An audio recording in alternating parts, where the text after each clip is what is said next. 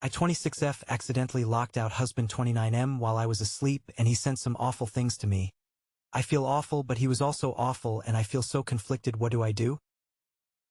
Tonight my husband went out for the first time drinking with his new friends since moving to a new city. I was looking after our child, so I couldn't pick him up if he stayed after 8, as then I couldn't leave with our child to go get him as she would be asleep. He knew this and said he was going to be home earlier anyway.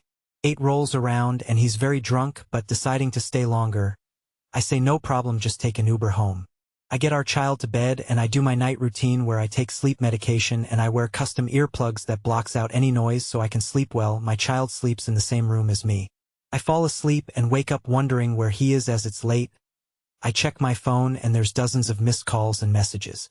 He had Ubered home at 10 and had forgot his house key, so was knocking on the door trying to get in for ages, but I couldn't hear him. We are also on the 2nd floor.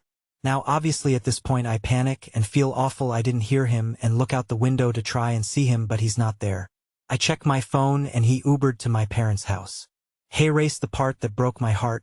In his anger of not being let back in, he sent some really awful texts along the lines of swearing at me and calling me names, etc. Now, in the history of the entire time we have been together, he has never sworn or called me names or anything, so this was real out of pocket for him. I feel sick to my stomach because I don't know how to feel or what to do. I'm crying in my bed right now because I have to somehow wait until tomorrow to talk to him sober and am at a loss at what to do. Edit. As people are rightly concerned about my sleep habits at night, I should explain it more. My husband is always home, so he listens in the night for any out-of-the-ordinary noises.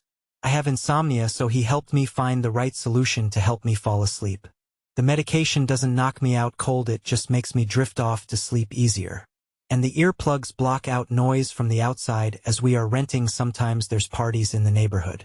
I can hear my daughter fine, and she is not a baby. I do agree I shouldn't have them in at all when it's just me and her though.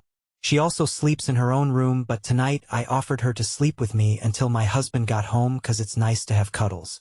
Also, she didn't hear the banging either and she has no sleep aid.